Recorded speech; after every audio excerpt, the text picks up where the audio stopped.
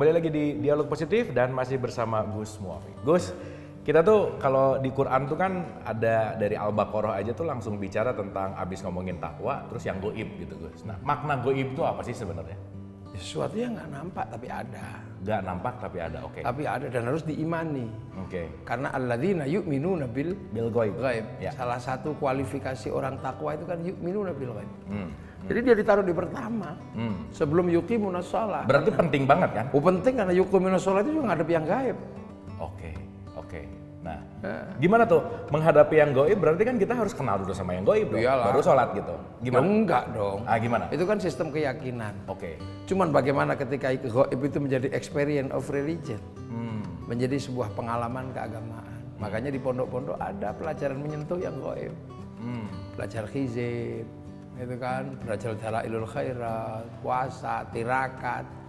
Bahkan mahabbah itu ada, diajarkan. Itu kan hanya sekitar untuk bagaimana seorang menyentuh dari yang namanya gaib. Dia menjadi experience, bukan sesuatu yang semata-mata dipikirkan. Karena itu basically. Karena kalau itu gagal memahaminya, menghadapi yang gaib juga keliru. Karena yuqimunas shalah itu menghadap yang gaib. Wa yu'tunaz zakah juga termasuk gaib karena memberikan sesuatu pada yang gaib. Oke. Nah, sekarang ada terminologi makhluk gaib, Gus. Dan ini selalu dikaitkan dengan makhluk gaib, jin, setan, terus nanti ke ifrit lah, terus nanti wah macam-macam. Nah, gimana sih sebenarnya pandangan itu, Gus? Ya dulu manusia juga gaib. Pada awalnya manusia itu gaib, tapi karena mau menjadi khalifah dikasih jasad. Nah, ketika dikasih jasad terbuat dari tanah. Disitulah kemudian gaib yang satu nggak terima, namanya iblis. Nah, tetap dia bikin gaib karena dia tidak dikasih jasad. Makanya ketika manusia beranak pinak, mereka juga beranak pinak. Gaib. Nah, terus menempati galaksi-galaksi di sekitar kita lah. Nah, ada pertemuan-pertemuan sekali, ada persinggungan, itu biasa. Persinggungan biasa ya? Dan balik lagi kalau kita sebagai manusia mengimani yang gaib tuh gimana, kan kayak gini, Allah disebut gaib gitu Gus. Terus iblis disebut gaib gitu. Nah, kan gaib ini juga perlu kita pahami gitu. Nah, langkah dasar awal first step gitu untuk kita masuk ke situ gimana sih? Ya percaya gitu aja kok. Iya kan, memang suruh percaya gitu aja kan nggak susah. Ya udah percaya deh, cukup gitu aja. Qaulun bil lisan aja boleh kok. Yang pertama kan qaulun bil lisan. Iya, betul. Ya kan? I'tiqadun bil qalb, ada yang dibolak-balik, ada yang yakin dulu. Tapi kan kalau mulai awal kan nggak belum yakin, tapi ngomong dulu. Nah, setelah itu kemudian af'alun bil arkan, dalam pengertian terhadap yang gaib ini ada hal-hal yang harus diritualkan. Terhadap Allah, terhadap malaikat ada. Ya first step ya itu.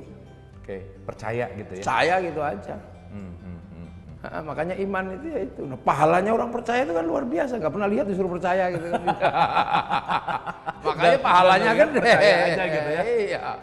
Oke. Itulah disebut iman.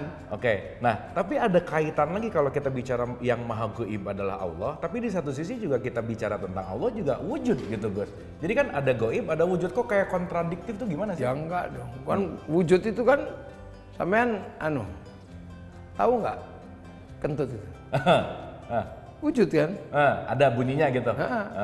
Tapi bisa dilihat. Iya, itu ibarat itu hal paling mudah gitu. Pernah nggak melihat sesuatu tapi nggak nyambung? Misalnya kita datang ke kampung mana sholat, yang mestinya ngadep ke barat tiba-tiba ngadep ke utara gitu. Logikanya kadang nggak nyambung. Nah, itu sesungguhnya adalah bahwa yang namanya gaib itu ada, tapi kebetulan nggak terjangkau. Karena keberadaannya memang nggak terjangkau dengan keberadaan kita. Nah, gimana menjangkau dan seterusnya kita akan bahas berikutnya. Ya. Dan Gus Muafik sebagai kiai, apa sih rasanya jadi kiai, Gus?